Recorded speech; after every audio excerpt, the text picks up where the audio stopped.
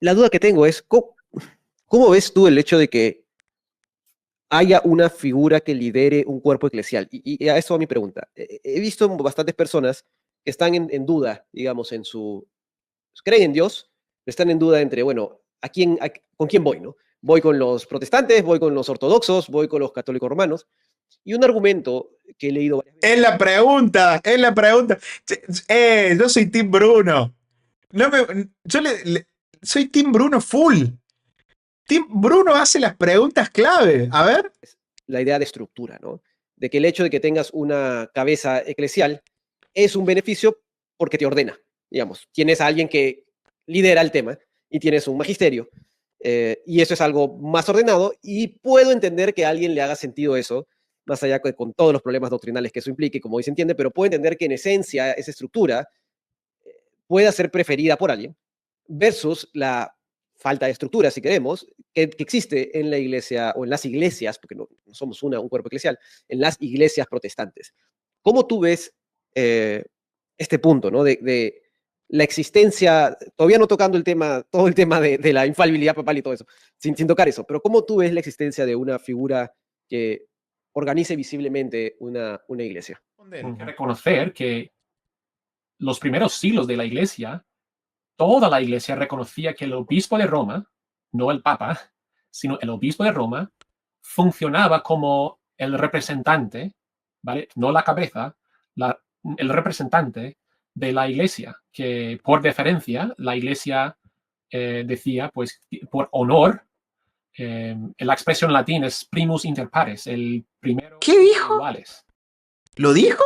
Pará. No, el obispo de Roma, tenemos que reconocer que siempre fue volver a las escrituras y a la práctica de la iglesia primitiva. Pará. Si hacemos ¿Qué dice acá? eso, tenemos que reconocer que los primeros siglos de la iglesia, toda la iglesia reconocía que el obispo de Roma, no el papa, sino el obispo de Roma, funcionaba como el representante, ¿vale? No la cabeza, el representante de la iglesia, que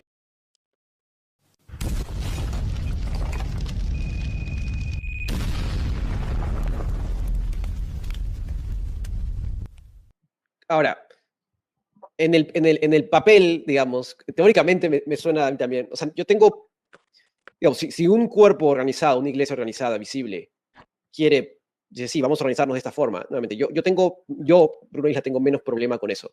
Mi problema más viene por, ¿no? Todo lo que todo lo que sale a consecuencia de eso. Pero ahora, no sé, y ahí es mi pregunta hacia ti. En el papel esto suena bien, ¿no? Pero no sé si sea ejecutable.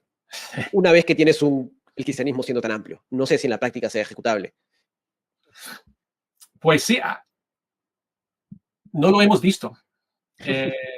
O sea, funcionaba, si estamos siendo realistas, funcionaba hasta el siglo quizá 8 o 9.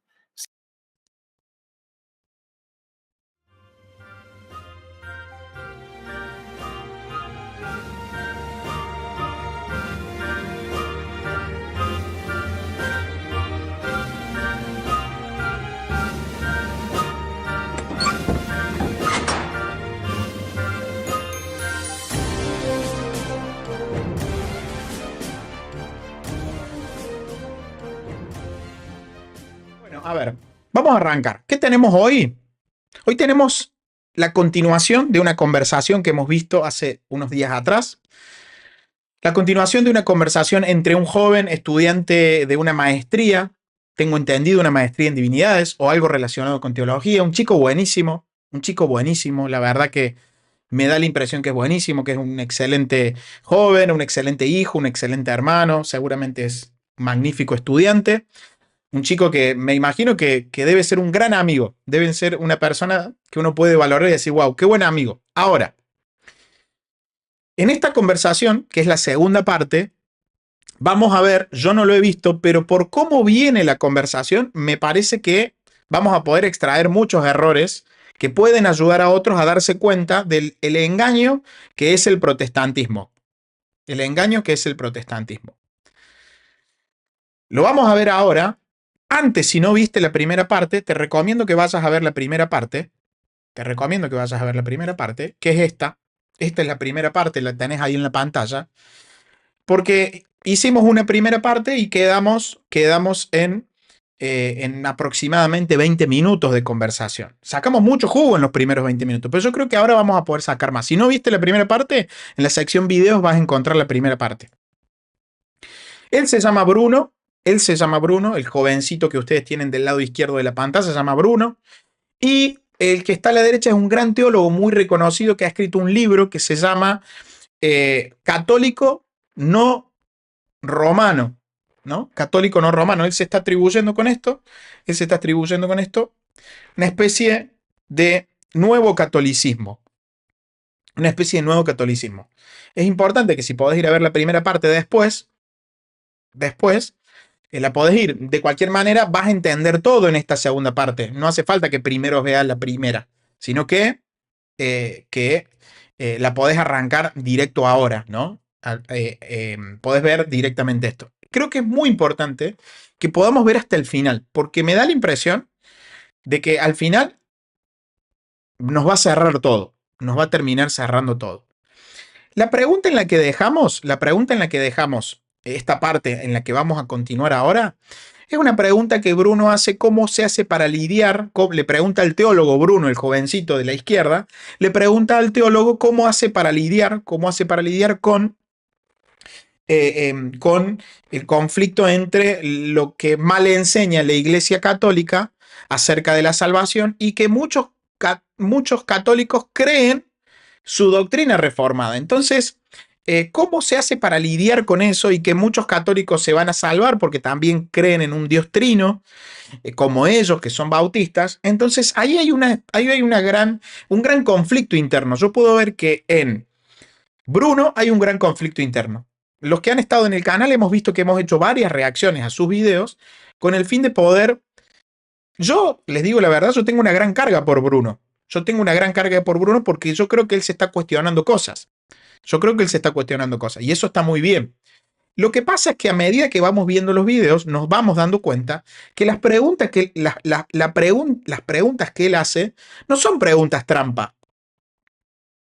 No son preguntas trampa para, de alguna manera, tratar de destruir la idea falsa del protestantismo. Que no está mal hacer preguntas trampa. Ojo, yo no estoy diciendo que esté mal hacer preguntas trampa, pero en el caso de él, él lo que está buscando es la verdad. Me da la impresión que él tiene una gran necesidad por la verdad y por conocer la verdad. Entonces, a los teólogos a los cuales entrevista, les hace preguntas que son una bomba y que necesariamente necesitan una respuesta.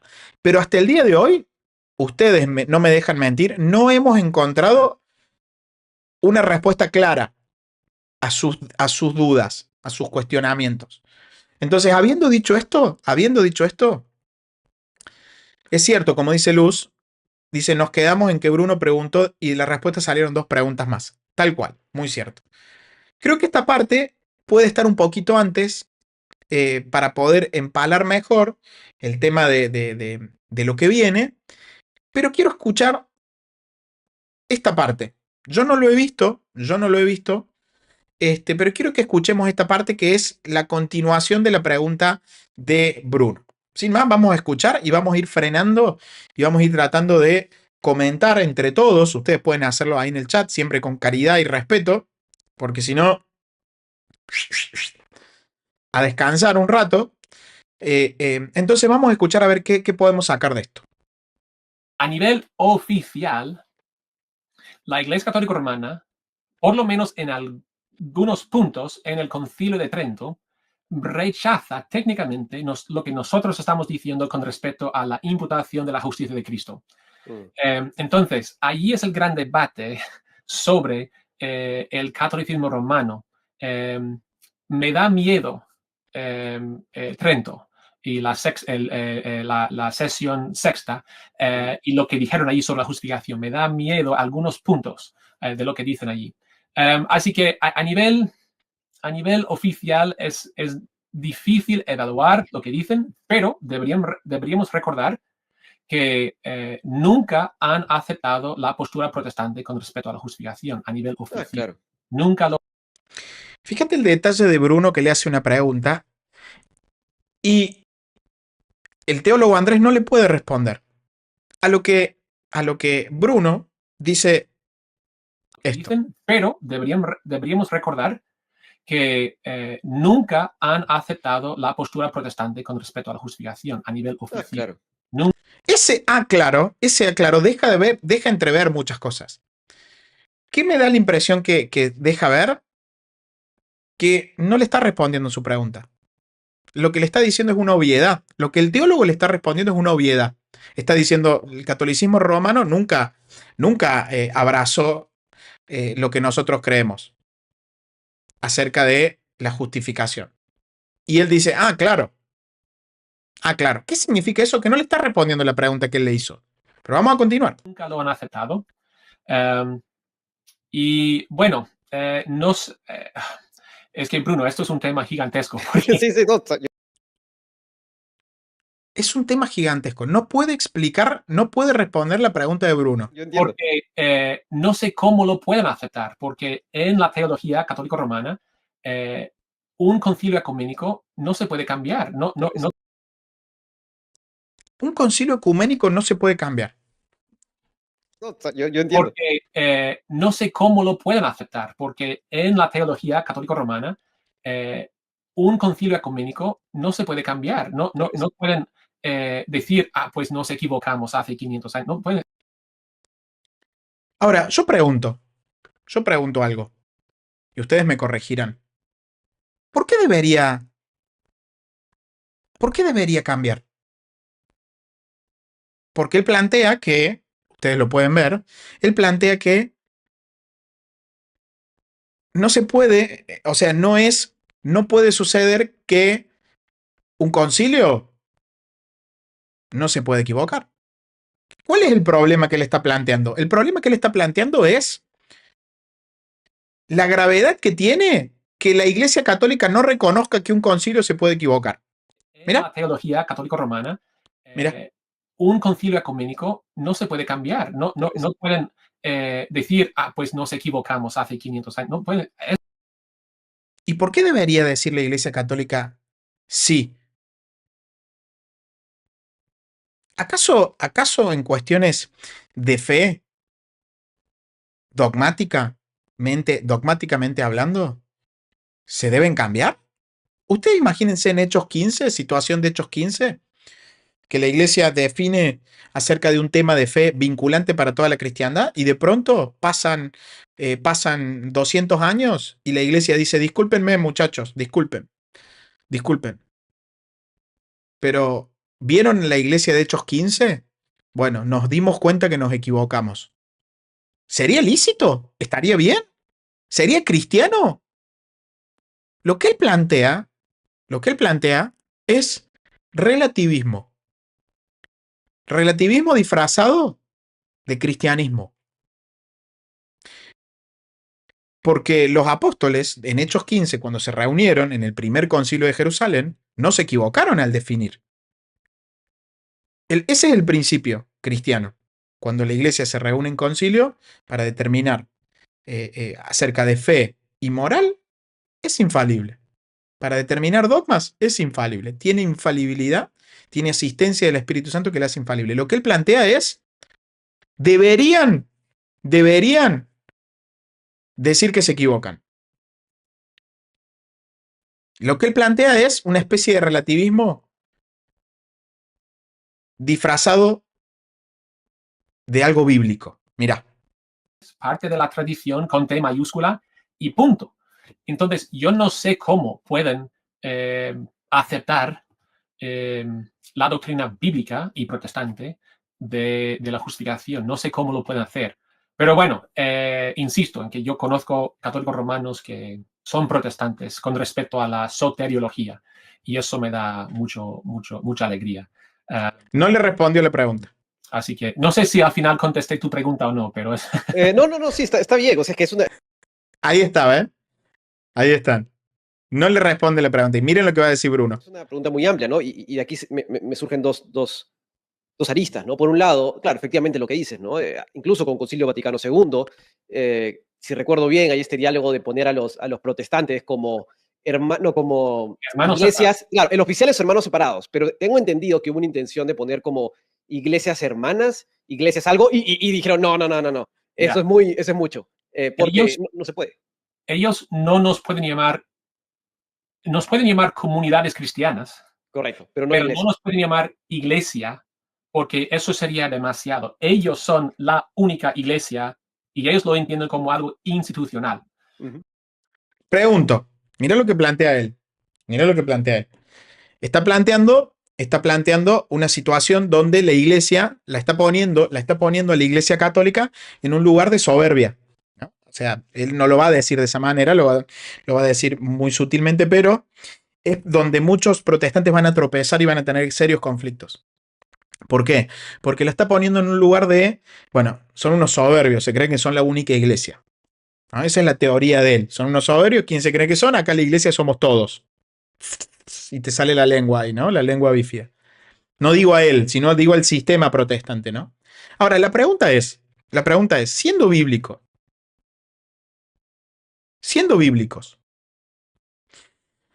remontémonos a la iglesia de Hechos, siendo bíblicos, esa iglesia número uno, esa iglesia maestra, madre, esa iglesia embrionaria, esa iglesia recién seminal que está siendo una semilla, ¿no? Está empezando a brotar, o sea, está recién plantada por Jesucristo. ¿Sería lícito este planteamiento? ¿Sería lícito un planteamiento donde Himeneo, Alejandro, donde Diótrefes se paran delante del apóstol Pablo y le dicen, discúlpeme, apóstol Pablo, ¿ustedes se creen que son la única iglesia? ¿Qué creen? ¿Qué hubiera respondido el apóstol Pablo? No sé qué hubiera respondido. Ahora, ¿hay alguna duda que en tiempos bíblicos había una sola iglesia? ¿Eran soberbios los apóstoles? ¿La iglesia era una y había una sola iglesia? ¿Eran unos soberbios? ¿O están recibiendo un mandato de Jesucristo de cuidar y proteger la iglesia? Se me ocurren esas preguntas. Si yo me pongo del lado protestante, haría estas preguntas. Discúlpeme, porque machacamos con la Biblia. Yo quiero la Biblia, Biblia. Háblame de la Biblia. No, la Biblia. Digo, Háblame de la Escritura, háblame de la Biblia. si yo este mismo planteo lo hago en la Biblia, lo hago en tiempos bíblicos, tengo la posibilidad de volver al pasado en el DeLorean y entrar en esa comunidad primitiva de la iglesia primitiva, donde está el apóstol Pablo, donde está Pedro, donde está Santiago, donde están los apóstoles, y vengo yo y levanto la mano y le digo, ustedes no pueden decir. Le hago este planteo, mira, Pero no Pero iglesia. no nos pueden llamar iglesia. Muy, mira, lo vamos a plantear tal cual lo plantea él. Buenas noches, Melanie. Gustazo verte, Fanny. Cuento y te permito. eso es mucho, Mira, porque Ellos- no se puede. Ellos no nos pueden llamar comunidades cristianas, Correcto, pero no pero iglesia. no nos pueden llamar iglesia porque eso sería demasiado. Ellos son la única iglesia. pregunta. ¿Cuántas iglesias había en la Biblia? Porque acá no nos tenemos que salir de la Biblia. Vieron que como hermanos protestantes pedimos la Biblia. No, mostrámelo por la Biblia. Yo quiero verlo por la Biblia. La Biblia. ¿Dónde está? Bueno, pregunta. ¿Dónde está en la Biblia el caso donde los apóstoles dicen, muchachos, nadie se jacte de que son la iglesia. Acá la iglesia somos todos. No, muchachos, tranquilos, la iglesia somos todos. La iglesia somos todos. ¿Dónde está el planteo? ¿Donde viene otra? ¿Donde viene un Diótrefes, viene un Himeneo, Alejandro, que en los cuales Pablo habla muy duro de Himeneo y Alejandro, los saca de la comunidad, los excomulga? Y Himeneo Alejandro viene y dice, pero ¿ustedes quién se cree que son? Pablo, apóstol Pablo, ¿vos quién te crees que sos? La iglesia somos todos, ustedes no pueden decir que son los únicos. ¿Se imaginan semejante delirio? Esto es relativismo puro. Esto no existe en tiempos bíblicos. Este planteo no existe en tiempos bíblicos donde cada uno se legitimiza porque lee la Biblia y se autodiagnostica. No existe el autodiagnóstico en la Biblia, donde uno se siente iglesia y ya lo es por el solo hecho de leer una Biblia. No existe eso. No existe. Bueno, eso es lo que está planteando él. Y ellos lo entienden como algo institucional. Es que es institucional, porque primero está instituido por Jesucristo. Tú eres Pedro y sobre ti edificaré mi iglesia. Mi iglesia, hay una institución visible. Está institucionalizado. Desinstitucionalizar eso, desinstitucionalizar eso, no es bíblico. No se puede. No se puede. No se puede hacer eso. Así que nunca nos pueden llamar iglesia, pero sí que nos pueden llamar hermanos separados y comunidades cristianas. Pero no lo hace, la iglesia no lo hace de una manera soberbia. Lo hace de una manera misericordiosa para que vos vuelvas. Para que vos vuelvas. Ellos lo doblan y hacen creer como que la iglesia es una soberbia. Y en realidad la iglesia te está yendo a buscar porque te dice, sos un hermano separado, pero tenés que volver. Vos sos mi hermano, estás separado de la plenitud de la fe, pero tenés que volver. ¿Entendés? O sea, la trampa está en hacerte ver a la iglesia católica como la perversa. Y en realidad te está llamando a volver. Porque este planteo en tiempos apostólicos no lo podés hacer. Si uno es honesto como protestante, no podés hacer este planteo que está haciendo, diciendo, y bueno, ¿y ustedes qué se creen que son? No pueden ser la única iglesia. Imagínate la cara del apóstol Pablo. Pero no los pueden llamar iglesia. Pero bueno, ¿y la otra cosa?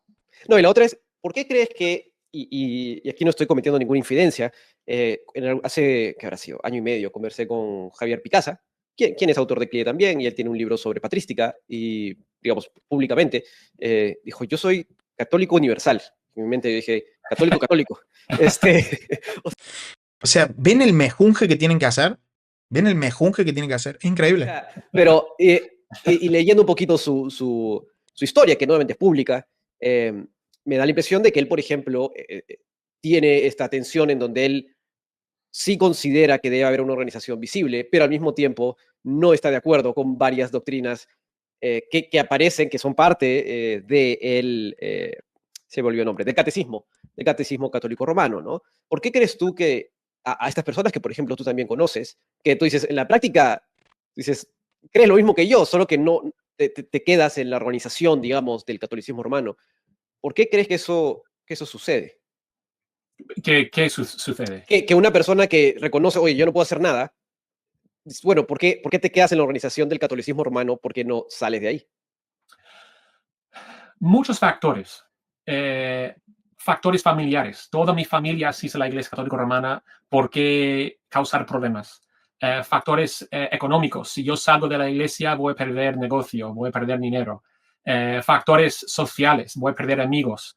Eso que está diciendo es cualquier cosa.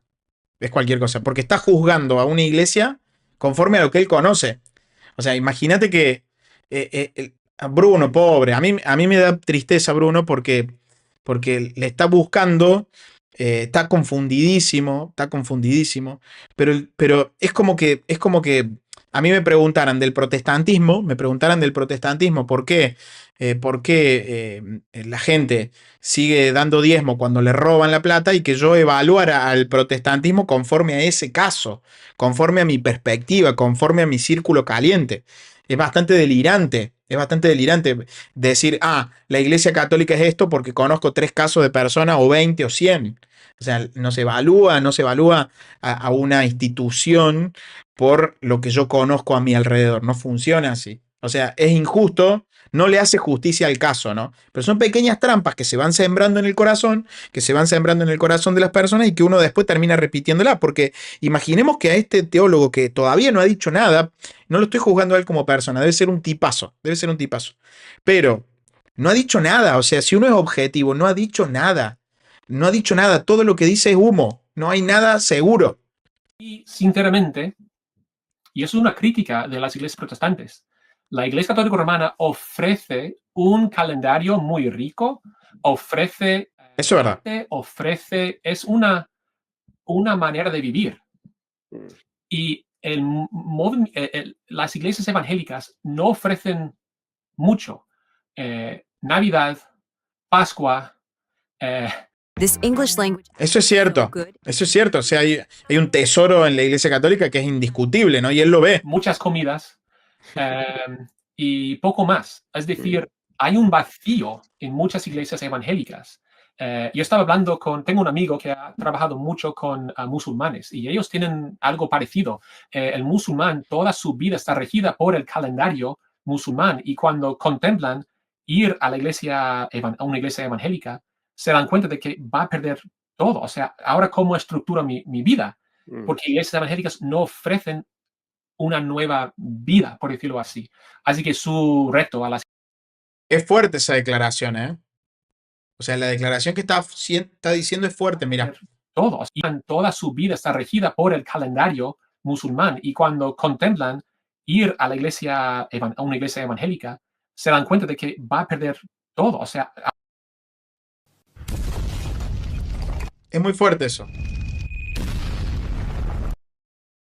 ahora cómo estructuro mi vida, porque iglesias evangélicas no ofrecen una nueva vida, por decirlo así. Eso es muy fuerte. Su reto a las iglesias evangélicas fue ofrecerles algo rico, ¿no? Seguir el calendario cristiano. ¿Y sabes por qué no te lo pueden ofrecer? Porque uno no puede ofrecer lo que no tiene. Uno no puede ofrecer lo que no tiene. O sea, la Iglesia Católica se sostiene porque antes de sostenerse es la Iglesia de Cristo. Es la Iglesia fundada por Cristo. Entonces, el esfuerzo descomunal que hacen muchas comunidades evangélicas, en la cual el teólogo lo está viendo, porque se hacen esfuerzos descomunales, nunca van a ser suficientes para que sean la iglesia. Entonces, cuando la iglesia dice que son comunidades eclesiales, no se está jactando de que es la iglesia, les está diagnosticando un gran problema que tienen, está haciendo un diagnóstico certero de en el estado que están muchos hermanos protestantes. Decir que es una comunidad eclesial es un acto de misericordia para invitarlos a que dejen de ser una comunidad eclesial y que vuelvan a ser la iglesia. Pero el problema es que con sus máximos esfuerzos nunca van a alcanzar a ser la iglesia por el sencillo por el sencillo hecho que no lo son. Ni lo pueden ser. Si yo me pongo muy fuerte y me pongo mucha fuerza, no puedo cambiar mi naturaleza. Si yo mañana quiero ser un perro, o quiero hacerme mujer, por más que le haga mucha fuerza y ore mucho y le ponga muchas ganas e invierta mucho, pónganse que me pongo a hacer cirugías de todo tipo porque me siento mujer y de pronto me quiero cambiar mi físico y me cambio todo para ser mujer, no me va a ser suficiente porque mi naturaleza es diferente. Entonces la naturaleza de la Iglesia Católica es muy distinta a la de las comunidades eclesiales protestantes. ¿Por qué? Porque por naturaleza la Iglesia Católica es la Iglesia de Cristo. Entonces, por más que muchos desde adentro la hayan lastimado, haya pasado cismas, abandonos, golpes, malos ejemplos, Judas, etcétera, etcétera, etcétera, por naturaleza es la Iglesia de Cristo. Entonces es indestructible. No se va a poder destruir. A mí me encanta cuando yo leo, me da mucha risa y me da vergüenza, porque hay muchos, o sea, hoy en las redes sociales se ven cosas, se ve gente riéndose porque la Iglesia Católica se va a destruir. La Iglesia Católica se va a destruir. Muchos hacen memes de que la Iglesia Católica se está destruyendo y va a desaparecer. O sea, y por naturaleza no puede desaparecer, aunque muchos han tratado desde adentro y desde afuera de destruirla. Bueno, por naturaleza no se puede. Entonces, las comunidades eclesiales, o sea, si ustedes un día lo vamos a hacer, vamos a ver estadísticas de cuántas iglesias, en los Estados Unidos se ve mucho, cuántas iglesias se cierran, cuántas comunidades eclesiales se cierran por año, son números estrafalarios, porque se cierran porque no se puede. Porque no se puede, porque por naturaleza estas comunidades eclesiales no son la iglesia de Cristo. Son cristianos, son comunidades eclesiales, pero no son la iglesia de Cristo. Entonces la iglesia de Cristo por naturaleza no se puede destruir. No se puede destruir. Las otras sí. Por eso tienen que volver a la barca de Pedro, ¿no? Sí, creo que eso es importante distinguirlo. Cristiano antiguo, ¿no? De tener Adviento y luego Epifanía y Cuaresma y Pentecostés y demás. Así que yo siendo católico, poniéndome en su lugar, siendo católico romano, si yo podría creer el evangelio y rechazar lo que no me gusta y aprovechar de lo que sí me gusta, ¿qué me podría ofrecer la iglesia evangélica en el mundo de habla hispana ahora mismo para tentarme a salir de todo eso? Y no sé si le podríamos ofrecer mucho. Ahora, eso no quiere decir que no podemos ofrecerle nada, sino que actualmente nosotros tenemos que poner manos a la obra y mejorar la iglesia protestante. Mm. Pregunto, ¿a qué se refiere con mejorar? ¿A generar nuevas fórmulas para atraer gente? O sea, ¿a qué se refiere con mejorar? Porque está buenísimo, suena bárbaro. Pero yo pregunto, ¿cuántos protestantes le han escrito a este teólogo y le han dicho, ¿a qué se refiere con mejorar? No hay respuesta. Es superficialidad. Es superficialidad pura.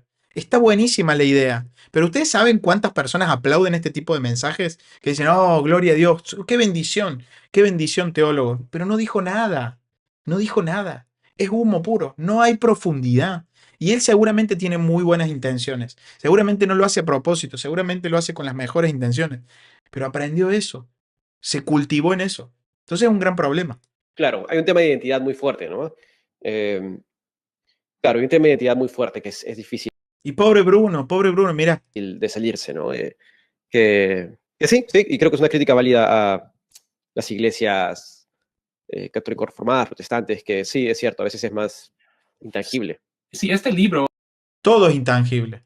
no es como un libro de que nosotros hemos acertado en todo y que los católicos romanos se han equivocado en todo. No, no, no es eso. Yo creo que católicos romanos se han equivocado en algunas cosas y algunas cosas importantes. Justificación, María, el Papa, algunas cosas importantes. Pero también creo que... Fíjense que no dice nada. Mire, porque les voy a explicar por qué. A mis hermanos protestantes principalmente, mis hermanos católicos, esto seguramente ya lo saben. Cuando él dice el tema de María, cuando él dice el tema del Papa, no dice nada tampoco. No explica el tema. No explica el tema. No dice, miren muchachos, no dice esto, miren. Les voy a explicar qué enseña la Iglesia Católica acerca de la Virgen, qué enseña acerca del papado. No saca material y lo dice. Lo que está diciendo lo tira al aire y la gente después repite esto, incluido yo, porque yo lo digo, yo también lo hacía. Yo también lo hacía y lo aprendí así. Y es con las mejores intenciones. Pero se termina repitiendo este tipo de cosas que no tienen consistencia. Que nosotros tenemos nuestros propios fallos. Así que y está allí en el libro, sobre todo el tema de las divisiones que hay entre las iglesias protestantes. Así que para que los lectores sepan, esto no es un libro de triunfalismo, no estoy diciendo hemos acertado en todo, hemos acertado en lo más importante. El hambre. ¿En qué? ¿Qué han acertado lo más importante? ¿Qué es lo más importante que han acertado? Pero tenemos que mejorarnos como iglesias. No dijo nada. Yo le pido por favor a mis hermanos evangélicos protestantes, dense cuenta, no se trata de rechazar la Iglesia Católica, se trata de darse cuenta qué clase de pensamientos se están formando con este tipo de material. Sí, no, no, sin duda. Yo creo que hay mucha autocrítica que se puede hacer yo siempre digo, el tema del denominacionalismo, ¿no? Que hace que, lo que comentabas al inicio, ¿no? Eres más bautista que cristiano, ¿no? Es como, o sea, tu identidad yace más en la denominación. Y eso es lo que a veces a mí yo en ese sentido no vengo de una iglesia con denominación, ¿no? Entonces no le tengo cariño a ninguna denominación. Y eso me da esa flexibilidad, pero reconozco que sí, un tipo como, por ejemplo, MacArthur, que él ha sido bautista, su papá ha sido bautista, su abuelo ha sido bautista, le va a tener cariño, y está bien. Pero claro, eso no puede supeditar, no puede estar en mayor nivel que tu identidad como creyente, ¿no? Que creo que es lo más importante. Pero bueno, ahora, quería ir tocando algunos de los puntos que comentas que son de discrepancia con respecto a la Iglesia Católica Romana. Y quería comenzar por, ¿dónde estás? Aquí estás. Por el tema del canon, ¿no? Y esto es algo de lo que está en el libro, que nuevamente está disponible en CLIE. Compren el libro. Está bueno, yo lo he estado revisando estos días y está bastante bueno y bastante digerible. Esa es parte de la conclusión que comenta sobre el canon. Dice, como dije al inicio del capítulo, tenemos dos opciones respecto a qué hacer con los libros apócrifos, ¿no? Los 7 libros que nosotros no tenemos y que el catolicismo romano sí tiene. Primero, los podemos ignorar. en el mundo de habla hispana desde el siglo XIX ha sido la postura más común, en gran parte debido al hecho de que por primera vez se imprimía la Biblia sin los libros apócrifos. Segundo, podemos recuperar la postura histórica de la Iglesia y leerlos como libros inspiradores, pero no inspirados, ¿no? Y me causó curiosidad esta forma de ponerlo, ¿no? Creo que Lutero, bueno, yo no sé alemán, pero creo que lo pone como libros buenos para leer, sin embargo, no inspirados por Dios, ¿no? Por lo menos creo que esa es la lectura en español que se le ha dado usualmente. Pero sí, es cierto que estaban incluidos. Y traigo este tema porque sé que de rato en rato surgen ciertas posturas que toman a estos apócrifos o deuterocanónicos, si queremos, para usar la terminología oficial que la Iglesia Católica Romana usa.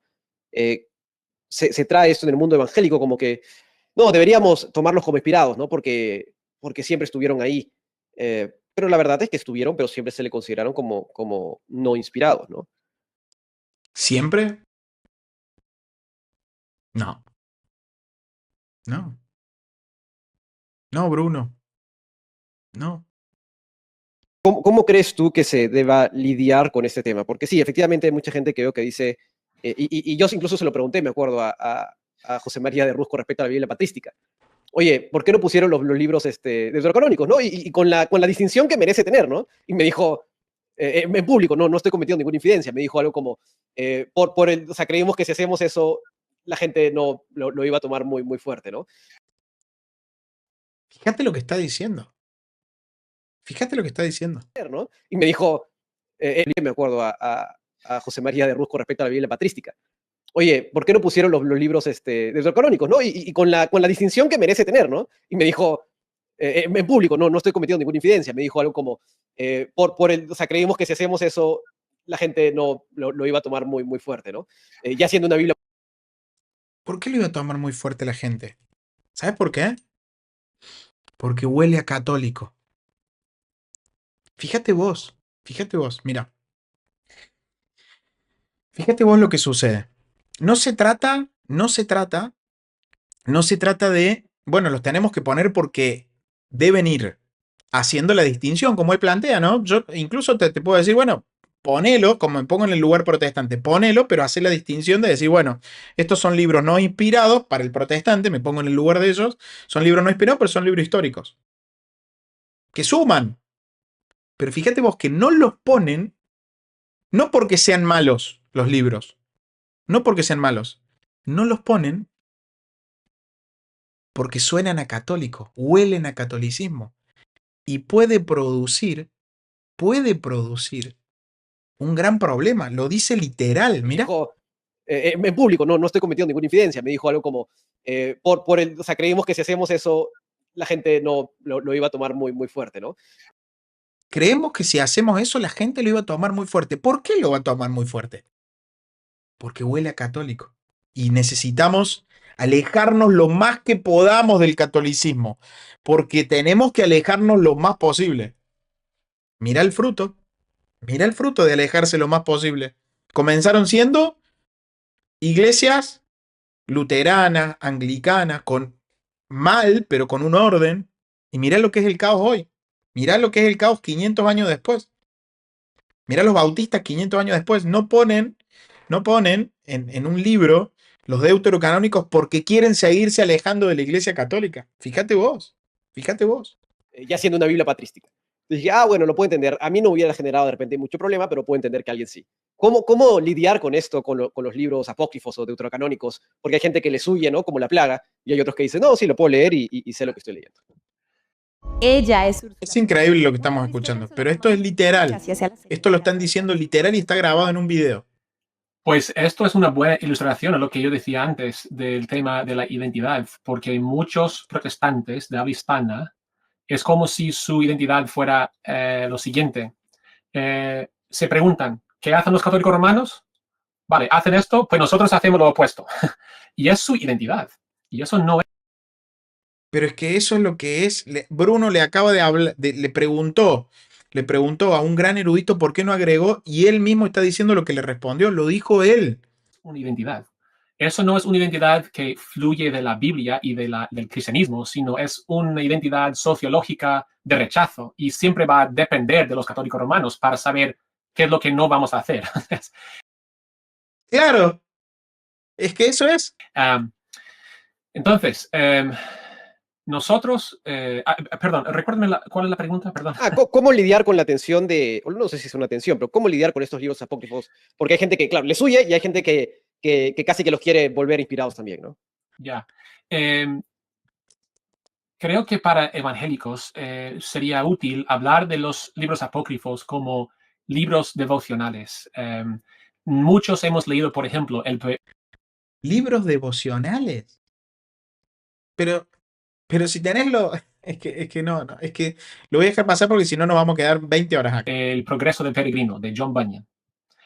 Nadie dice es un libro inspirado por Dios, pero todos podemos decir, me ha ayudado, me beneficia, me gusta. Y los libros apócrifos son parecidos, algunos mejores que otros. A mí no me gusta, por ejemplo, de Segundo de Macabeos, ¿no? Es que no me gusta. Sabiduría de Salomón, me gusta. Sirach, me gusta. Primero de Macabeos, me gusta. O sea, son libros escritos por judíos piadosos que amaban al Señor y que tenían... Eso enseñaba yo. Cosas para ayudarnos. Y entonces, verlo como literatura devocional, que nos pueden animar, inspirar, animar, pero que no sacamos doctrina de estos libros, igual que no sacamos doctrina. Eso enseñaba yo.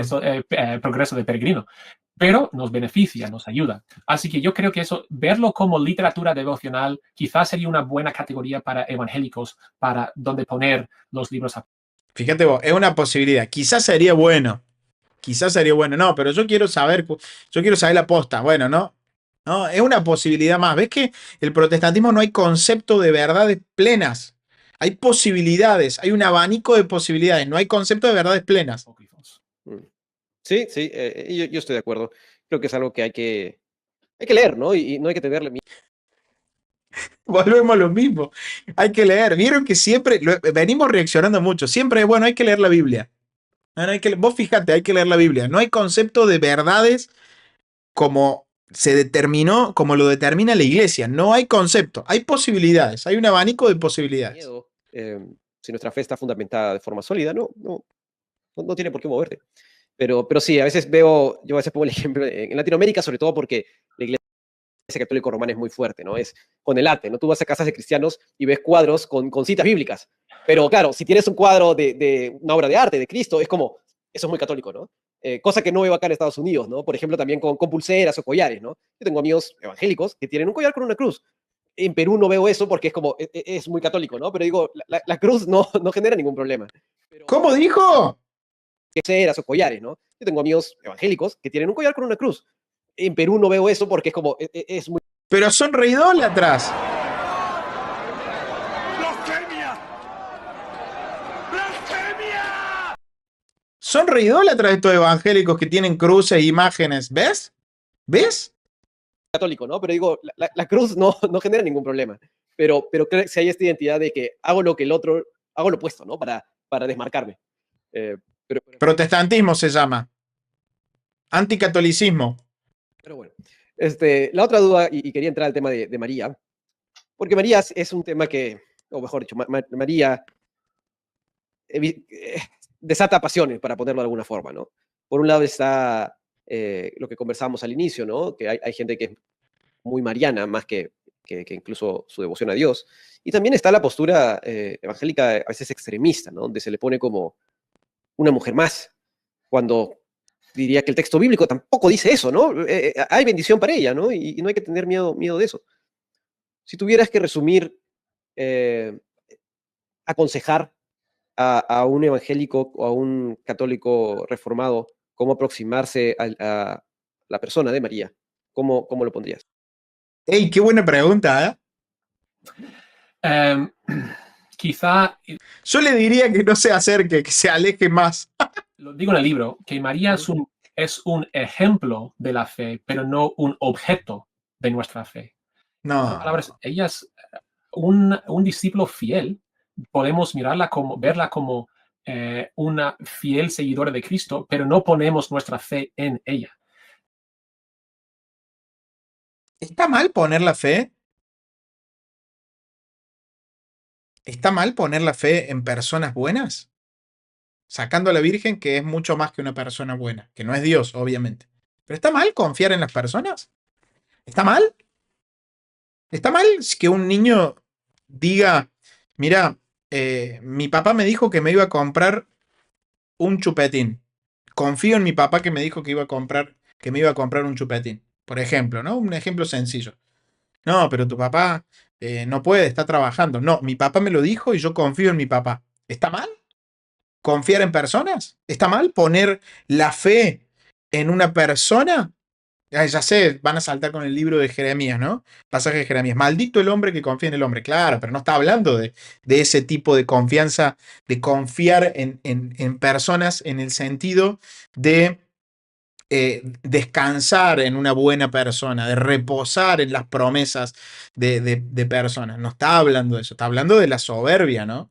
Está hablando de la soberbia propia, de la autosuficiencia. El pasaje está hablando de la autosuficiencia. ¿Pero estaría mal? ¿Acaso no se trataba de confianza en los apóstoles? Cuando uno se acercaba a los apóstoles y le pedían algo a los apóstoles, un consejo, por ejemplo, una ayuda, una intercesión, una oración. ¿Está mal confiar en que el apóstol Pablo puede orar por mí? Ni siquiera lo hablo hoy, yendo al Nuevo Testamento. ¿Estaría mal? ¿Estaría mal confiar en la disposición de una persona? Imagínense pedirle oración al apóstol Pablo en tiempos bíblicos. ¿Estaría mal? ¿Estaría mal confiar en el apóstol Pablo que iba a rezar por mí? ¿Que iba a hacer oración por mí? Voy en el DeLorean y le digo, apóstol Pablo, ¿usted puede rezar por mí? Ah, no confíes en mí. Yo soy un hombre falible. Solo en Cristo hay que tener la confianza. No tengas fe en mí. No pongas la fe en mí. Yo soy un simple hombre. Está bien, soy el apóstol Pablo, pero soy un simple hombre. No pongas la fe en mí.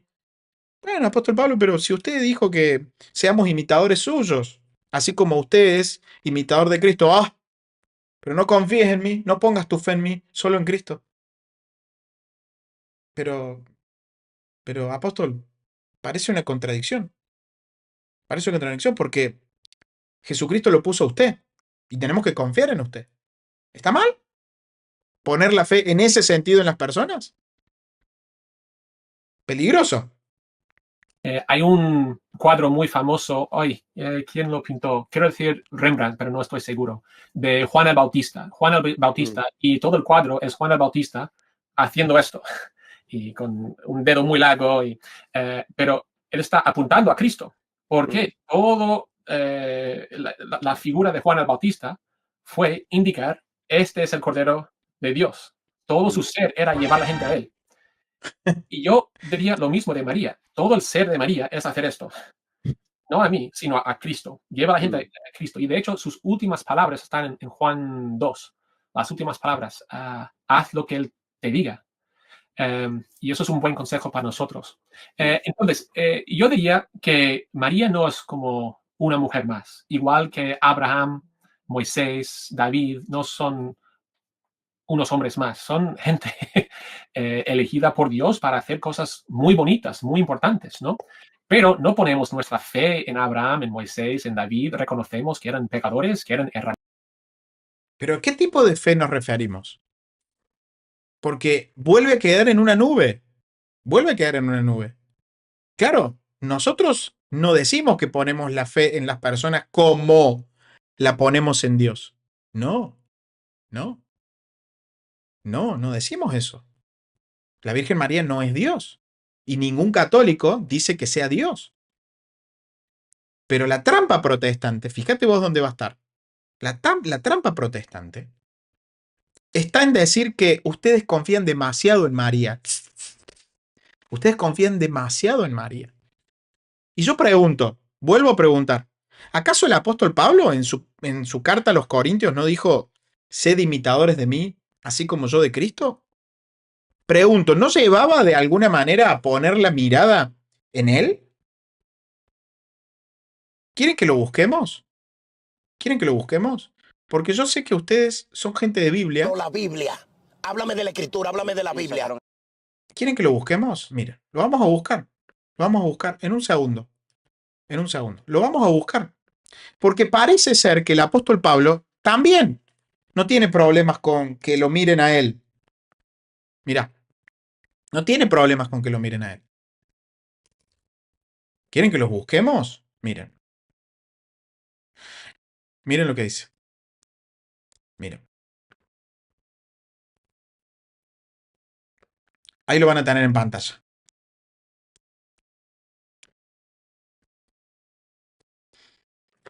Sed imitadores de mí, así como yo de Cristo. ¿Quién lo dijo? El apóstol Pablo. Vamos a volver a poner lo que dice él. También María no es como una mujer más. Igual que Abraham, Moisés, David, no son... No, no es una mujer más y tampoco es como Moisés, David, no es como ellos. No es como ellos. Ninguno de ellos llevó el verbo de Dios a Dios hecho hombre en su vientre, ninguno. No la rebajes. Teólogo, yo lo respeto, pero no la rebaje a la Santísima Virgen. No le está permitido hacer eso. Porque Bruno lo que le acaba de decir es que muchas veces se rebaja a la Virgen María a un nivel como nosotros. Usted la está rebajando. Usted la está rebajando. Entonces, yo diría que María no es como una mujer más. Igual que Abraham, Moisés, David, no son unos hombres más. Son gente elegida por Dios para hacer cosas muy bonitas. No son gente elegida por Dios para hacer cosas muy valiosas. La Virgen no es gente elegida por Dios para hacer cosas muy valiosas. No, no. Es la persona única que llevó en su vientre al Hijo de Dios y ningún ángel tuvo esa posibilidad. Entonces no es una persona especial escogida para una misión especial. Es mucho más que eso. Muy importantes, ¿no? Es la reina. No fue encomendada para hacer algo muy importante. Es reina. Porque su hijo es el rey de reyes. Ella es reina. Pero no ponemos nuestra fe en Abraham, en Moisés, Mira. en David. Reconocemos que eran pecadores, que eran herramientas usadas por Dios. Y es lo mismo con María. Actualmente hay un término muy debatido por protestantes que es el término Theotokos. Pablo, el apóstol Pablo, ahí lo tienen en pantalla. Sed imitadores de mí, así como yo de Cristo. Mírenme a mí, dice Pablo, mírenme a mí. Ninguno le diría, ninguno se rasgaría las vestiduras y diría, El apóstol Pablo está llevando a mirarlo a él, tranquilo. ¿Sabes lo que está haciendo el apóstol Pablo? Está tratando de simplificarle la vida a los corintios. Está tratando de simplificar porque los corintios eran medio cabeza de termo, se ensoberbecían. Como veían que tenían dones, como veían que Dios estaba obrando, se ensoberbecían. Entonces Pablo, con un corazón bien pastoral, les está diciendo, muchachos, se las voy a simplificar. Mírenme a mí, así como yo miro a Cristo. Les está simplificando la vida, no los está llevando a confiar en el hombre en el sentido divino. No, no, no, no, no, no, no. Podemos confiar en las personas, podemos descansar en las personas, podemos mirar a las personas, podemos disfrutar de las personas. Lo dice el apóstol Pablo, sed imitadores de mí, así como yo de Cristo. Mírenme a mí. El teólogo dice, no, no hay que mirar a María. ¿Por qué?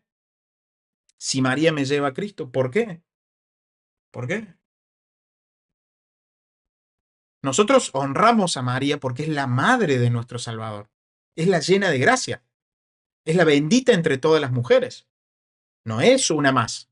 Es la reina. Bíblicamente, ¿eh? No hace falta irse mucho. Bíblicamente.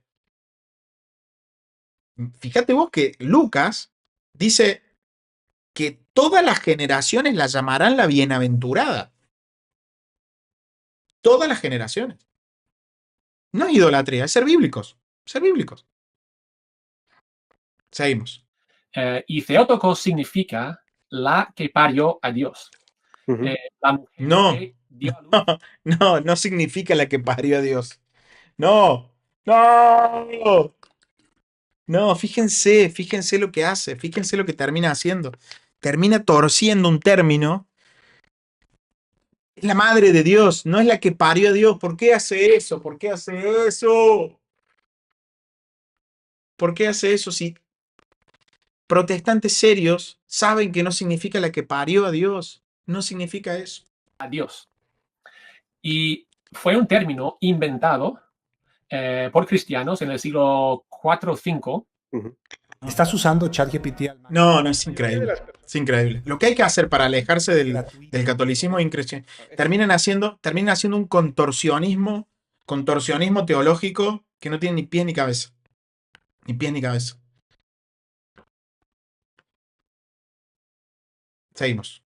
Sí, fue aprobado en Éfeso, sí, en Éfeso, o usado allí, 431. No sé si... Dice Melanie, hermano, saluda a mi hermana Yadira Laguna, invita a seguir en estos vivos porque me cuesta convencer. Mira, Yadira, te vamos a esperar en el próximo live acá, por favor. Queremos que estés acá, queremos que nos acompañes. Hacele caso a tu hermana Melanie. Queremos verte acá. ¿Puede ser? ¿Nos haces el favor del próximo live venirte acá y escribir algo en el chat? Por favor, necesitamos verte acá el próximo. No voy a parar hasta que no estés acá, Yadira. Te mando un abrazo grande. Dios te bendiga. Se usó antes, la verdad, que no lo sé. Pero hubo una enseñanza diciendo que casi como si Cristo fuera dos personas, una persona divina y una persona humana, y eso fue rechazado por la iglesia. Cristo es una sola persona. El Hijo de Dios se encarnó y asumió una naturaleza humana, una sola persona. Y para dar o para resumir esa enseñanza, dijeron que María dio a luz a una sola persona del Hijo de Dios con una naturaleza humana. Entonces, la que parió a Dios no habla de María, sino habla de Cristo. Claro, fíjate vos, decir que el término, mira vos lo que llega a decir que el término Theotokos fue inventado en el siglo III, en el siglo IV, es falso, pero es tan falso, fíjate vos, es tan falso como decir que el término Trinidad fue inventado en el siglo III, cuando se definió la Trinidad. ¿Se entiende la trampa? ¿Se entiende lo tramposo que termina siendo el protestantismo? Seguramente él no lo hace con mala intención. Seguramente sus profesores en los seminarios a los que él fue se lo explicaron de esa manera. Se lo explicaron de esa manera. ¿Se entiende? ¿Está Yadira? ¡Vino Yadira! Le vamos a dar un fuerte aplauso a Yadira, que ya vino. Ya vino Yadira. Un gusto tenerte por acá, Yadira. Dios te bendiga. ¿Se dan cuenta dónde está el problema? Es como decir que Trinidad se inventó en el siglo III, porque se definió.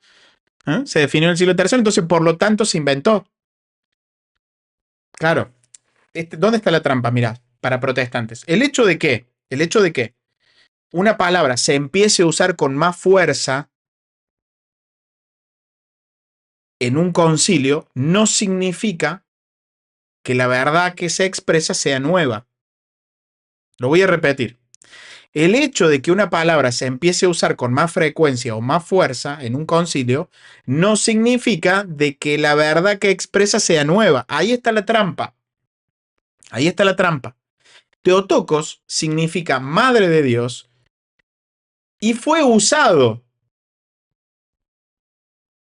desde antes del siglo III. Pero cuando un término se empieza a usar con mayor frecuencia no significa que se haya inventado.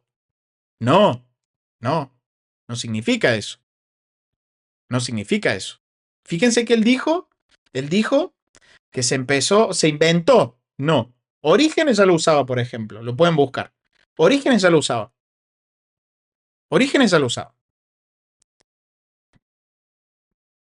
En el himno, hay un himno que lo pueden buscar, hay un himno. En un himno ya no me acuerdo el nombre, no me acuerdo el nombre, ya se usaba. Hay un himno del siglo III donde ya se usaba el término Theotokos. Ahora, cuando un término se empieza a usar con mayor frecuencia, no significa que no haya existido antes o que no se lo haya comprendido antes o que no se lo haya usado, aunque en menos. Es como decir que por cuanto en Nicea se definió la Trinidad y se usó el término con mayor frecuencia, no se haya creído antes en la Trinidad. ¿Se entiende la trampa? Es sutil, pero es trampa. Es trampa. Es trampa. Seguimos. Pero nosotros podemos aceptar eso, pero no habla tanto de María, sino del Hijo. En donde nosotros podemos decir incluso que María es la madre, bueno, se traduce muchas veces la madre de Dios, pero Theotokos no significa la madre de Dios, significa la que parió a Dios. Así que podemos aceptar Theotokos siempre y cuando el término está bien entendido. No estamos diciendo que dio a luz. ¿Y quién define cuándo está bien entendido? ¿Quién lo define? ¿Un bautista? ¿Un teólogo bautista? ¿Es vinculante lo que él va a definir para toda la cristiandad? A la divinidad del Hijo, nadie está diciendo eso. Pero sí que estamos diciendo, bueno, lo que acabo de decir, lo de rechazar lo que se llama el nestorianismo. Esa fue la incorrecta del siglo V. Así que, bueno. ¿Rechaza el nestorianismo? ¿Por qué lo rechaza? ¿Por qué lo rechaza? ¿Por qué rechaza el nestorianismo? ¿Cuál es la razón? ¿Por qué sabe que el nestorianismo es una herejía? ¿Cómo lo sabe? ¿Cómo lo sabe? ¿A quién se remite para definir cuándo es una herejía y cuándo no? ¿A la Iglesia Católica o a la Biblia? ¿A la Iglesia? ¿Ves? Para poder definir cuándo una herejía es herejía, va a la Iglesia. Va a lo que definió la Iglesia en contra del nestorianismo. Eso es un breve resumen de lo que... No, sí, y de hecho lo pones acá y creo que es importante porque sí, efectivamente, creo que el año pasado fue que, no sé quién fue, tampoco es importante, pero que soltó algo con respecto a Theotokos y la gente se volvió loca. Pero bueno, aquí está, ¿no? Dice, aunque se le suele llamar Madre de Dios, una traducción más exacta del término original, Theotokos, sería la que parió a Dios, ya que en su contexto original el término pretendía afirmar que María parió a la persona única, el Hijo de Dios, que se hizo humano, y no decía nada directamente sobre María, su maternidad, de la iglesia, etcétera, ¿no? O sea, claro, entiendo que, y en eso entiendo que coincidimos, yo no tengo problema con el término Theotokos siempre y cuando se use en su sentido original, que es, ¿cómo es? Jesús es Dios, sí. María parió a Jesús, sí. María parió a Dios. O sea, en ese sentido es completamente lógico, ¿no? Ahora, de que de eso se jale y se estire Lo que pasa es que él no ha leído las definiciones de los concilios, por ejemplo.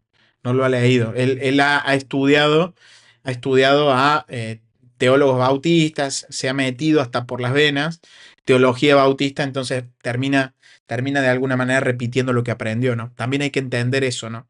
Es un entrenamiento anticatólico que lleva muchos años, ¿no? Término para darle otras atribuciones, ya eso es otra conversación, pero entiendo que tú tampoco no ves problema con usar el término Theotokos en el sentido original. Pero no se trata de usar el término, Bruno, no se trata de usar el término. Se trata de comprender que en la historia de la iglesia, Theotokos no se refiere a lo que cree un bautista como Theotokos. La Santísima Madre de Dios no se entiende de la misma manera que lo entiende un bautista, independientemente de ajustar o desajustar el término en sí. Cuando se comprende una doctrina o cuando se comprende algo como por ejemplo los dogmas marianos, no se comprenden solamente en el sentido de los términos conceptuales, sino que detrás hay toda una historia que lo embebe, detrás hay toda una riquísima historia que circunda a los conceptos, porque vuelve a ser, si no, protestantismo de que cada uno con una palabra la hace decir lo que mejor le parece.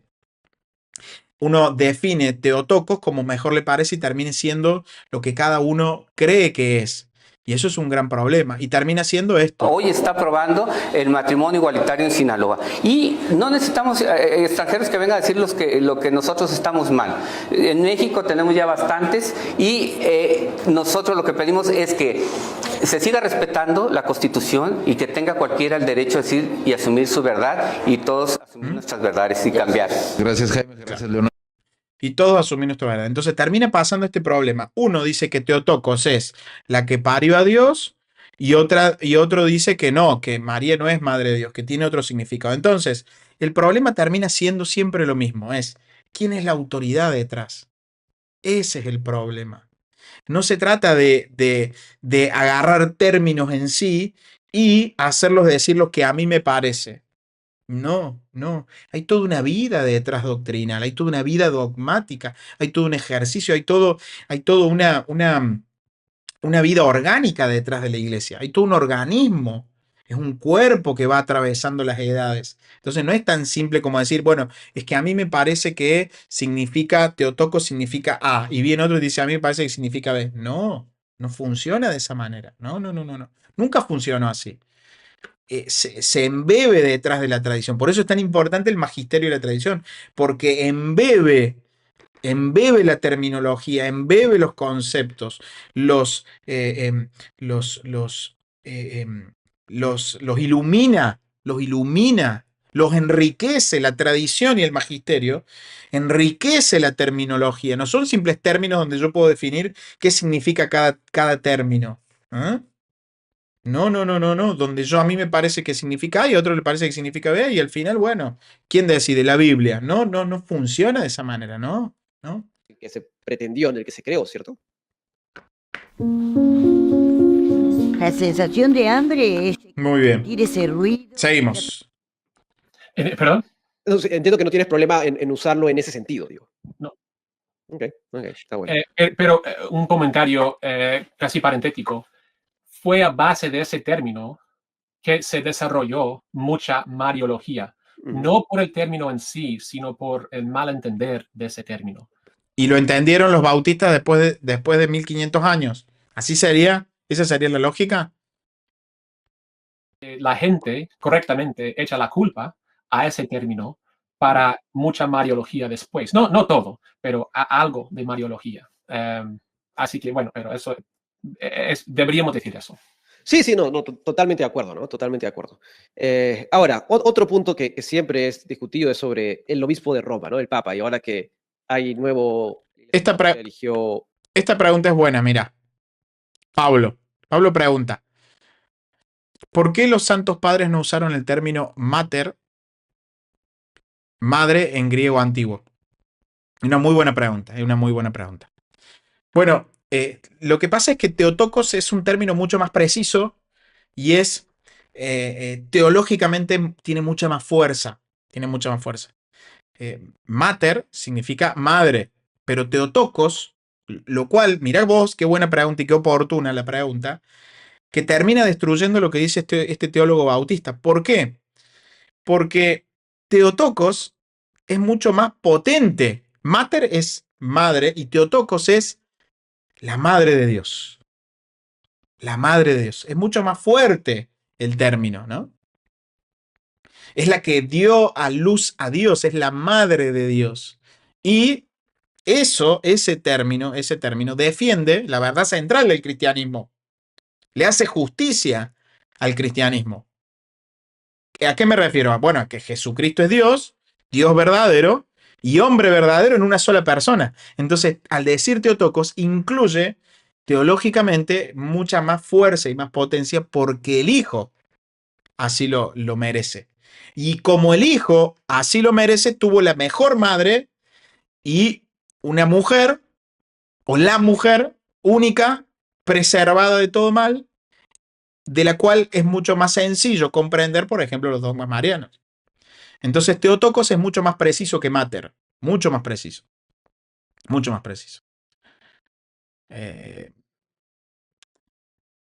Si se usara Mater, no aclara, no tiene esa potencia que usaron, que se usó desde siempre, ese término, la Theotokos, ¿no? Ahora, también por otro lado, es falso decir que los padres no usaban mater. No es falso. O sea, es falso, no es verdadero. De hecho que San Ireneo de León en los primeros siglos, la llama la nueva Eva, ¿no? Y la llama también la mater de los creyentes, la mater de los vivientes, dice San Ireneo de León. Y hay muchos autores que la llamaron así, ¿no? Sí usaban el término griego. Es una mala comprensión, pero para hacerle más justicia al verbo de Dios y a la madre de Dios, el término Theotokos le hace más justicia al caso.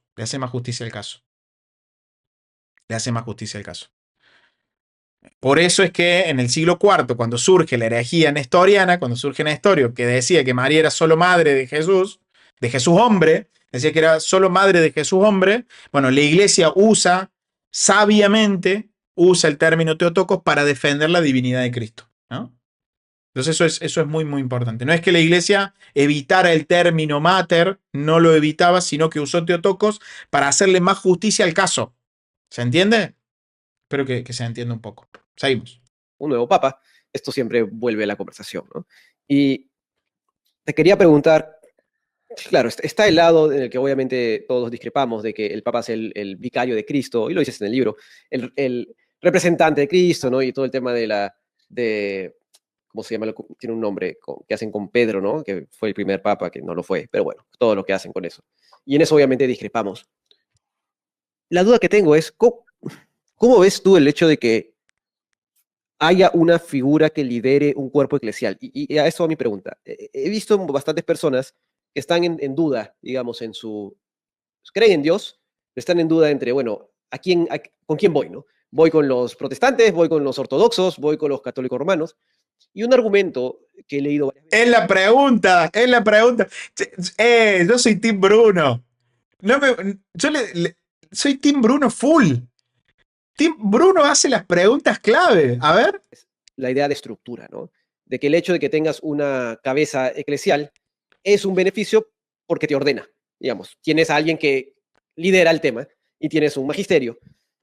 Y eso es algo más ordenado, y puedo entender que a alguien le haga sentido eso, más allá con todos los problemas doctrinales que eso implique, como hoy se entiende, pero puedo entender que en esencia esa estructura pueda ser preferida por alguien versus la falta de estructura, si queremos, que existe en la iglesia o en las iglesias, porque no somos un cuerpo eclesial, en las iglesias protestantes.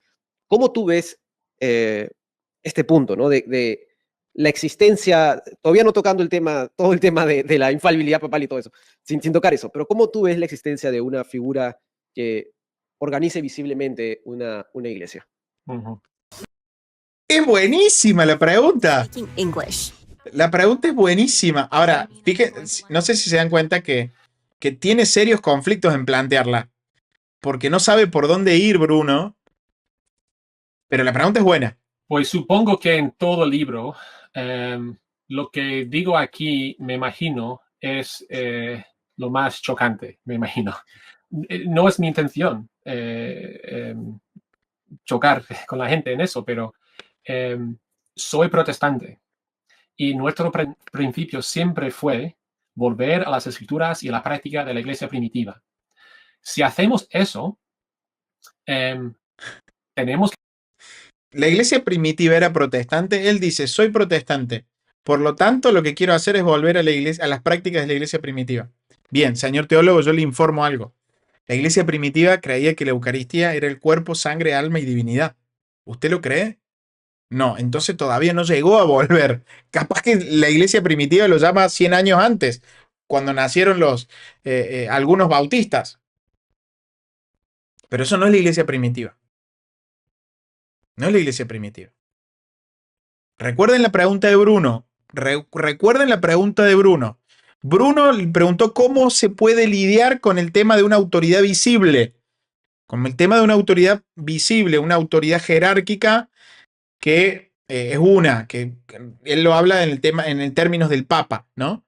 Fíjense lo que le responde él. Hay que reconocer que los primeros siglos de la iglesia, toda la iglesia reconocía que el obispo de Roma, no el Papa, sino el obispo de Roma, funcionaba como el representante, ¿vale? No la cabeza, el representante de la iglesia, que por deferencia la iglesia decía, pues por honor, la expresión latina es primus inter pares, el primero. ¿Qué dijo? Iguales. ¿Lo dijo?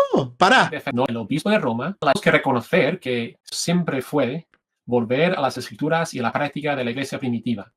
Pará. Si hacemos ¿Qué dice acá? eso, tenemos que reconocer que los primeros siglos de la iglesia, toda la iglesia reconocía que el obispo de Roma, no el Papa, sino el obispo de Roma, funcionaba como el representante, ¿vale? No la cabeza, el representante de la iglesia, que...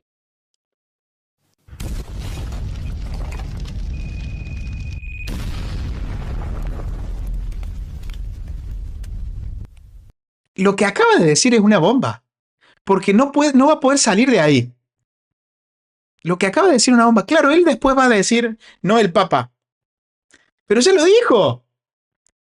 Mirá, ya lo dijo. Sino el obispo de Roma. Tenemos que reconocer que los primeros siglos de la iglesia, toda la iglesia reconocía que el obispo de Roma, no el Papa, sino el obispo de Roma, funcionaba como el representante, ¿vale? No la cabeza, el representante de la iglesia. Que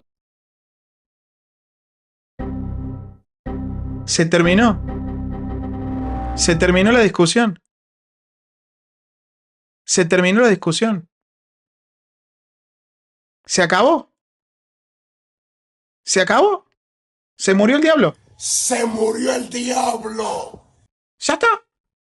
Se acabó. Se acabó todo. Cerremos y vámonos. No importa. No importa si no le dice papá. No importa. No le digas papá. Ya está. Listo. Se terminó la discusión. Ya está. No le digas papá.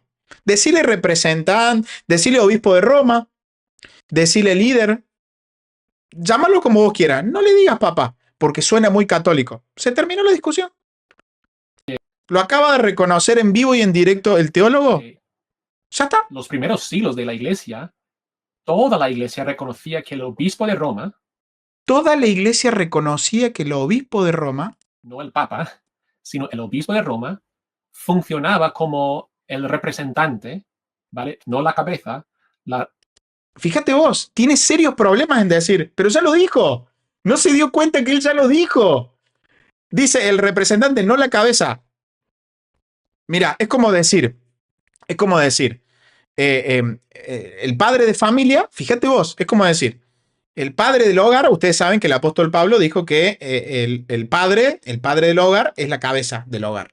Es como que yo dijera, mira, el padre del hogar, no la cabeza, sino el representante de la familia, no la cabeza, es tal cosa. Ya está, ya lo dije.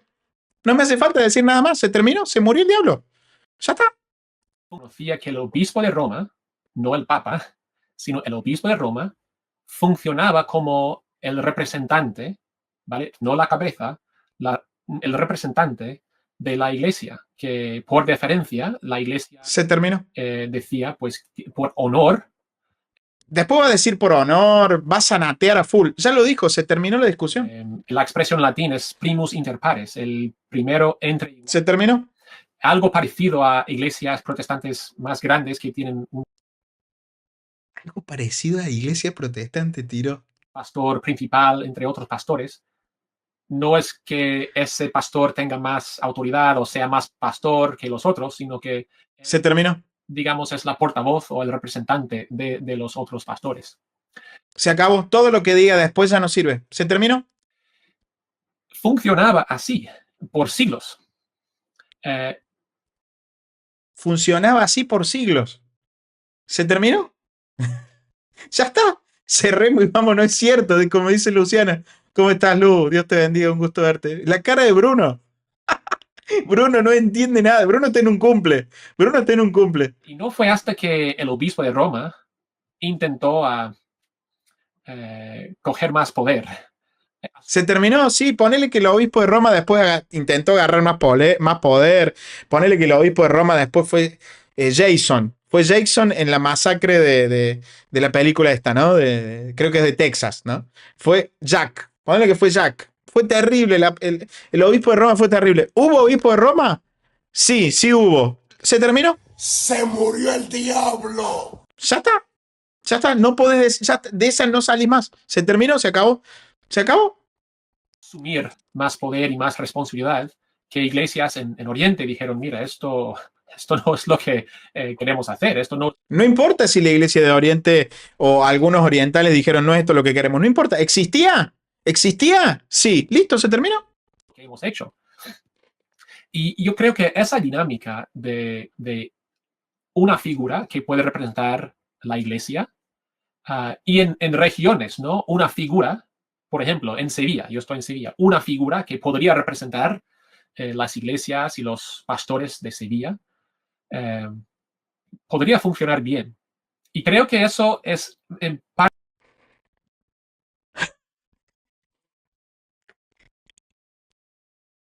podría funcionar bien? Yo esperaba que diga, no, funcionó así, pero está mal. ¿Cómo encima dice que podría funcionar bien? ¿Me está charlando? ¿O yo entendí mal? Que podría representar las iglesias y los pastores de Sevilla, podría funcionar bien.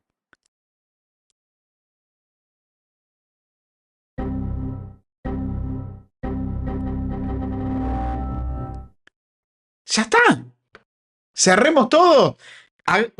Cierren el seminario bautista y ya está, nos hagamos católicos. Y creo que eso es en parte lo que yo veo en los apóstoles. Pedro no es como el papa de los otros apóstoles. No importa, ¿saben por qué no importa? Miren, no importa lo que él diga. ¿Por qué? Porque él acaba de decir hace instantes nada más, lo que él dijo es,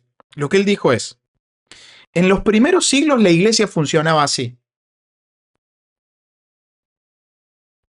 El obispo de Roma era el representante, no la cabeza, va a decir, no la cabeza, no importa, eso es secundario, eso es secundario. Él dijo, en los primeros siglos, lo dice literal, en los primeros siglos, el obispo de Roma era el representante de la iglesia. Se terminó, ya está. Después puedes decir que es malo, puedes decir que es terrible, puedes decir que los orientales se rebelaron porque no querían esa idea, decir lo que vos quieras. Pero si la iglesia durante los primeros siglos, tuvo un representante que estaba por encima de los demás, no papa, no le digamos papa todavía, no importa, no, te lo cedo eso, te lo entrego. Si había en los primeros siglos una iglesia que tenía un representante de la iglesia que estaba por encima de los demás, se terminó la discusión. Pasamos a otra dimensión. Se murió el diablo. Literal. Se acabó. Todo lo que digas después es secundario. Se terminó. Pero sí que parece que él habla por ellos. No, quizá no siempre. Y por supuesto que peca y que se mete la pata. Y de hecho Jesús le llama Satanás en alguna ocasión. No importa. Sí, está genial, pero acá el punto es si hay o no hay. Si hubo o no hubo en los primeros siglos. Porque él lo que dijo al principio, este teólogo lo que dijo es, ustedes recuérdenlo, y si no lo vieron en la primera parte, véanlo. Está acá, ahí está en pantalla la primera parte. Lo pueden ir a buscar en la sección videos. Pero él dijo que le estaba buscando la iglesia primitiva. Y la iglesia primitiva, según sus propias palabras, tiene un representante por encima de los demás. Un representante que es el representante de la iglesia, dicho por él. Si él busca la iglesia primitiva, tiene que buscar esa iglesia. Presentamos. El que representa a la iglesia es autoridad. De la voz basada en la. Pero parece que él funcionaba como un representante. Así que. Pero no es lo mismo un representante a el representante. No es lo mismo. Eso sería mi manera de ser protestante. Volver al testimonio bíblico, volver a la práctica de la iglesia primitiva. Exacto. Y, en teoría, ver que el obispo de Roma podría ser como el representante de la iglesia sin ser la cabeza, sin ser... no va a poder salir nunca más de ahí. Porque si yo le empiezo a preguntar a qué se refiere con representante, qué autoridad tenía, y él me va a tener que demostrar que no es cabeza. ¿Entendés? Porque si decimos es el representante en los primeros siglos, bien, ¿a cuál es la persona a la cual vos te referís? Bien, me refiero a Clemente de Roma. ¿Ese representante es autoridad sobre la iglesia? La respuesta es sí. Entonces no puede salir más del problema. ¿Ves? Tiene un gran problema con su afirmación. Porque cuando visibilizamos que hay una autoridad y un representante, cuando él visibiliza y dice, hay un representante, es el representante de la iglesia, cuando profundizas en eso y decís, está bien, ¿quiénes eran esos representantes? Llegas a los primeros papas, ¿ves? ¿Ves que hay un gran problema? No es por el solo hecho de decir, dijo que era el representante, que no significa que sea la cabeza. Ahora yo te voy a preguntar, bueno, ¿cuáles eran esos representantes? ¿Cuáles eran? Y como dice Giovanni, llámale guardallaves, llámale mayordomo, llámale como vos quieras. La pregunta es, bueno, ¿cuáles son esos representantes? Y cuando vos los empezás a enumerar, te das cuenta que también son la autoridad máxima. Visible, obviamente, porque la autoridad máxima es Cristo, ya lo sabemos. Pero visiblemente son autoridad por la iglesia. Entonces, ahí se metió en un gran problema. Se terminó la discusión. Tener todo poder espiritual y terrenal. Y yo no estoy abogando por eso, sino como un primero entre pares, por decirlo así. Ahora, en el papel, digamos, teóricamente me suena a mí también. O sea, yo tengo, digamos, si un cuerpo organizado, una iglesia organizada, visible, quiere, dice, sí, vamos a organizarnos de esta forma. Nuevamente, yo, Bruno Isla, tengo menos problema con eso. Mi problema más viene por, ¿no?, todo lo que todo lo que sale a consecuencia de eso. Pero ahora, no sé, y ahí es mi pregunta hacia ti. En el papel esto suena bien, ¿no? Pero no sé si sea ejecutable. Una vez que tienes el cristianismo siendo tan amplio, no sé si en la práctica sea ejecutable. Pues sí, no lo hemos visto. O sea, funcionaba, si estamos siendo realistas, funcionaba hasta el siglo quizá 8 o 9. ¿Qué dijo? Siglo 9 ya Oriente y Occidente empiezan a tener algunos debates importantes sobre entre Constantinopla y Roma. Y ¿Qué dijo? 9, no lo hemos visto. Una vez que tienes el cristianismo siendo tan amplio, no sé si en la práctica sea ejecutable. Pues sí, no lo hemos visto. En el protestantismo no. Pero mira lo que va a decir. O sea, funcionaba, si estamos siendo realistas, funcionaba hasta el siglo quizá 8 o 9. Siglo 9 ya Oriente y Occidente empiezan a tener... Funcionaba hasta el siglo 8 o 9. Tiene que cerrar el estadio. Los genios hacen eso. ¿Se terminó? Si ya se había terminado antes. Acaba de sepultar a aquellos que dicen que el papado no existe. Acaba de sepultarlo. Funcionaba, si estamos... En la ¡Pará! práctica sea ejecutable. Pues sí, no lo hemos visto. O sea, funcionaba, si estamos siendo realistas, funcionaba hasta el siglo quizá 8 o 9. ¡Para un poco, Moses, pará! Voy. Y si tengo que... ¡Pará, Moses, pará! ¡Pará! Y si tengo que... ¡Factos! ¡Factos!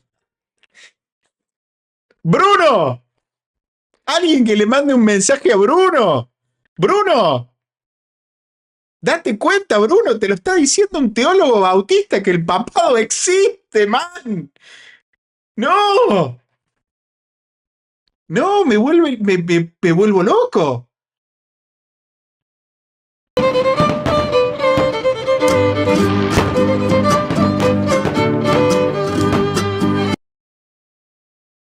¿Qué hacemos? ¿Existió hasta el siglo 8, 9? No. Encima dijo que funcionaba. El sistema funciona, dice un teólogo bautista. No, esto es muy fuerte, Siglo 9 ya Oriente y Occidente empiezan a tener algunas... No, pero independientemente de los problemas, porque sin duda que hubo problema, el tema es si existía. Ese es el punto. Unos debates importantes sobre entre Constantinopla y Roma, y en el siglo XI se dividieron. Así que hace 1000 y pico años desde que lo hemos visto, desde que lo hemos vivido como cristianos.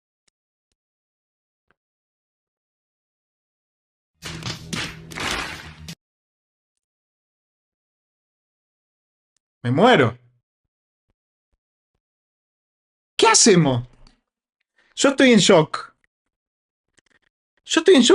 Lo hemos vivido como cristianos. Este teólogo se tiene que hacer católico. Constantinopla y Roma, y en el siglo XI se dividieron.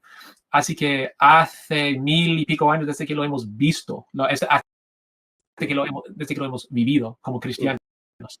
Así que Pasamos a otra dimensión. Se murió el diablo. Ya está. Ya está. ¿Qué tenemos que seguir? Nos vamos. no sé cómo tú dices, esto es una postura teórica, no sé cómo funcionaría, o me gustaría pensar que Efesios 4 ya tenemos unidad en el espíritu y el imperativo es lucha para mantener la unidad que tenéis en el espíritu. Entonces, nuestra parte no sería crear unidad, sino luchar para mantener esa unidad. Entonces, me gusta. ¿Ustedes se dan cuenta de lo que está diciendo? Porque es justamente lo que dice Efesios. No es rejuntar, es mantener esa unidad. ¿Y dónde se puede mantener esa unidad? En la iglesia. O sea, yo creo que él no se da cuenta de lo que está diciendo. Obviamente, si no sería católico. No se da cuenta. Este video va a quedar para miembros. Yo lo voy a editar y después lo voy a subir. Pero va a quedar para miembros, ¿sí? Así que los que se quieren hacer miembros pueden hacerse y les va a quedar para todos este video. Me gustaría pensar que con el espíritu podríamos ser una iglesia, incluso institucional. Llegó el momento. Lo que está diciendo es una bomba nuclear. Bloqueo creativo. Lo que está diciendo es una bomba nuclear y él no se da cuenta. Pero eso es una postura teórica. A nivel práctico, no sé cómo se. ¿Qué le va a preguntar Bruno? No lo Claro. Claro, y lo que comentabas hace un momento, ¿no? sé. Sí, porque actualmente, la Iglesia Católica Romana no enseña doctrina bíblica. No importa, ya no importa lo que digas. Ya se murió el diablo, se terminó la discusión. Podés decir todo lo que vos digas, que la iglesia no enseña doctrina bíblica. Podés decir todo lo que vos quieras, no importa. Ya no importa más nada. El tema es lo que reconociste antes. Se terminó. Podés decir todo. Son terribles. Papas malos, terribles. Pobres las monjitas, terribles. Todos ladrones, todos perversos, terribles. Ya está. Se murió el diablo. Sobre la justificación, sobre María, sobre el Papa. O sea, no importa, eso no importa. Ya reconociste que hay hasta el siglo VIII. Enseña doctrina bíblica sobre Dios creador y Jesús redentor. No importa. Sí que sigue predicando doctrina bíblica sobre temas importantes, pero otros temas. Claro, Nelson, el título sería Protestante destruye al protestantismo y reconoce el papado.